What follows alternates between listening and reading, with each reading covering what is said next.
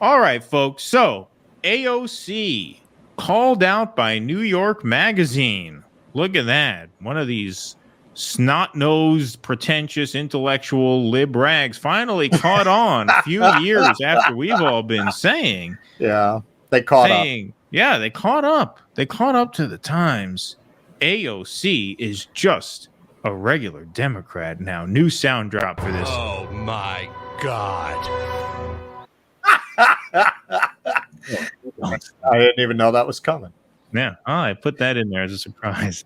Oh my God. You don't say. Yeah, we'll get a lot of use out of that one. Yeah, indeed. Folks, don't worry. We're not going to read the whole thing. It's just kind of hilarious to read this now because these are points that we made, a few years ago. Alexandria Ocasio-Cortez's recent appearance on the Pod Save America podcast had, for me, the feeling of a final disappointment, the kind that's a little sad but brings a set of quixotic hopes to a close. AOC appeared on the popular Crooked Media show to announce her endorsement of Joe Biden for president in the 2024 election. To deliver that particular endorsement while appearing on that particular podcast, where former Obama administration staffers define the limits of acceptable left-of-center opinion, was to send a very deliberate message. It was AOC's last kiss-off to the radicals who had supported her, voted for her, donated to her campaign, and made her unusually famous in American politics, the beneficiary of a wholly unique cult of personality that is now starting to come undone. I don't know if it was her final one. I think her final kiss off to us was a while back. So far back, I don't even remember when it was. But it takes a while for these ideas to get through the very thick skulls of the intelligencer, New York Magazine writers. I can see what he's getting at.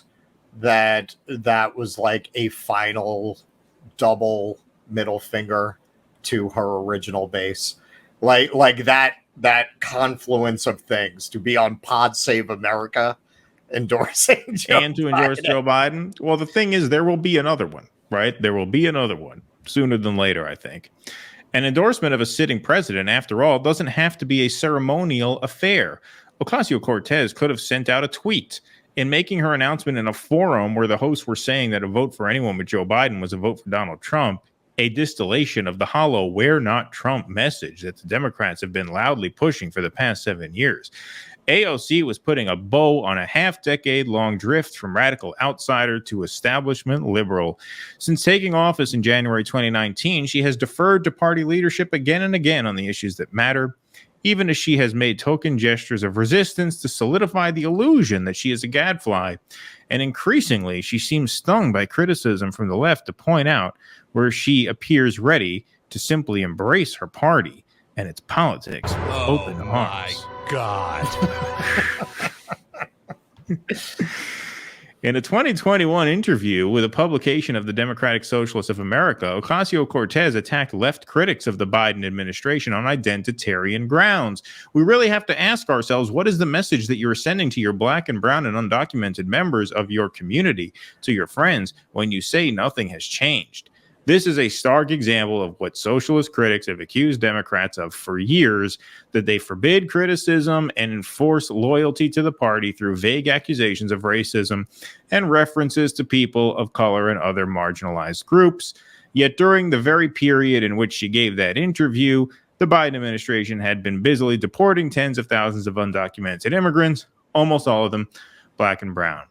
We're going to cut it there, folks, and be merciful, because reading that piece was just amazing. And birthday boy Jimmy Dore actually tweeted out something to the effect of, this is what he's been saying for years. This is what a lot of us have been saying right-winger for years. Right. It's very obvious. Right. When we say it, we're right-wingers. And now here you have it, right? From this sort of liberal, progressive outlet saying she's just another Democrat at this point. But this article came as more of a surprise to some of his peers in the space. So here is Alex Salmon, who, full disclosure, we interviewed a couple of years ago during the Build Back Better negotiations. I think he's a quality reporter, seemed like a smart guy. It was very nice when we interviewed him. But he Still on the AOC train, unfortunately, seems to be. He comments on the article in a quote tweet, literally anything about AOC will do numbers, but this piece is a real cautionary tale of the risks of assigning a politics piece to someone who only reads politics at a 10th grade level, rife with factual errors and misunderstandings about how politics actually works. Big, what is that? Is that a cringe face? Is that what that means? Big cringe. The intellectual framework. Is that what that means? Is that what that means? I don't know.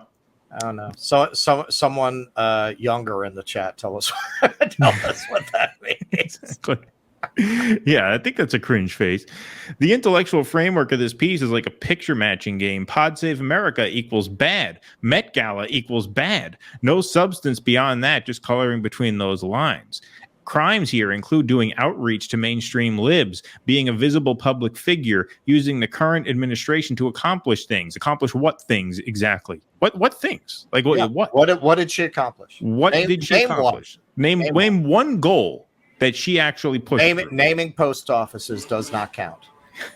Inside game is bad. Outside game is also bad. If AOC was serious, she would be handing out the Daily Worker on Capitol Hill all day. Yeah, that's exactly what he's saying. Yeah. Blows my mind that the vision for an effective unbought leftist congresswoman, puts that in quotes. Is he playing the sexism card there? Seems serious, to be. She'd be handing out Muhammad Speaks on the right. Exactly. steps of the Capitol. That would be a mixed message. Yeah. Blows my mind that the vision for an effective unbought leftist congresswoman seems to be a Spartacus League member interrupting a socialist chapter meeting. Forget Palestine. Ideal AOC would be crashing every White House cabinet meeting to defend the deformed worker state of North Korea. I don't want to have to do a giant ass thread, but it's not really an issue of opinion. On the substance, AOC's voting record is the leftmost bound of Congress. You can just look it up. Even little stuff like this, is there any doubt which way she voted? Never. She's talking about to raise the pilot retirement age from 65 to 67, including Cass R. Jayapal, Pocan, Barbara Lee. Okay, so this really kind of says it here. Her voting record. Right. And actually, Nathan Robinson, to his credit, of all people, quote tweeted him and saying, "Look, has his moments. It has its moments." He's saying it's not just a matter of the voting record. Obviously, it's a matter of how you use your office. He cited Shama Sawant. Shama Sawant used her office the way an activist would use their office. That's what we were hoping for with AOC and the squad. Not just that they would vote the right way. And by the way, she has not always voted the right way. Far from it.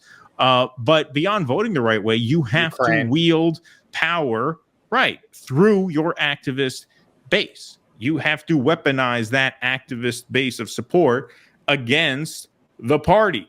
And she has obviously willfully failed to do that, so much to the point where you can't even say she failed to do that. You say she never really had interest in it. But here's Brianna Joy Gray quote tweeting him.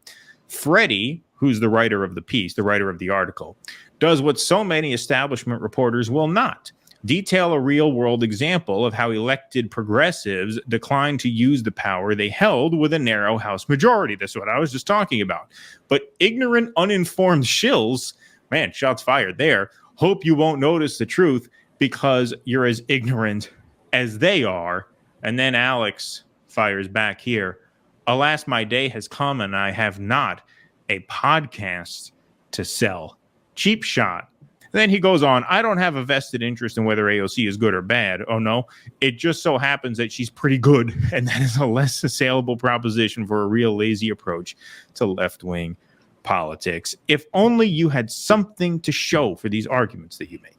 Again, it goes back to what policy accomplishment can you point to that the squad can take full ownership of? Zero. None. Exactly. And if you look at his thread, it's very vague. It's very ad hominem, because if you get into the details, the whole case he's making falls apart. He doesn't touch one of the most damning things in that article, the description of her being at the border when it was Trump and not saying a word about it once Biden got elected and we still have kids in cages. He doesn't touch that. And he says vaguely, look at her voting record. Why don't you name something she actually accomplished. It's very easy to take a vote that's going to burnish your progressive bona fides when there's absolutely no possibility of it having any impact. Right. Anytime she has been in a position where the progressive vote was in one direction and the establishment was very invested in going in another direction, and those progressive votes could make the difference, she caved every time. The article talks about the Iron Dome vote, right? Which I consider the moment that was it. Some people say right. That if I had to point to a final send off or a final kiss off, whatever the fuck the phrase was, that's what I would say. That's it. That's the moment she truly inked the contract in her blood, and after that never looked back. People who say she was always an op, I don't buy that. What I will say is she was always, as many people her age are, inclined towards identity politics. She did always kind of talk that shit. We didn't mind it too much when it was in service to our goals. I mean, it always rankled me a little. It always raised the hackles on the back of my neck. But as long as we were all pulling in the same direction, we looked the other way on it. Now that she's a tool of the establishment, that stuff is just like nails on a chalkboard when she says those things. Yeah, and when it comes to a writer like Alex, because, we interviewed Alex a couple of years ago during the Build Back Better negotiations. He does the kind of reporting. I mean, he's a vote counter, right? He follows, how politicians are swayed to vote on certain ways. He's a very inside baseball kind of guy, and he's good at that. Like, he has a definite skill there. Like, I think he's a good writer. I've read a lot of his work. But I feel like that kind of reporting sometimes limits you in terms of your understanding of, ironically, how politics actually works, right? Because the kind of politics that AOC was sent there to practice are not simply vote counting, right?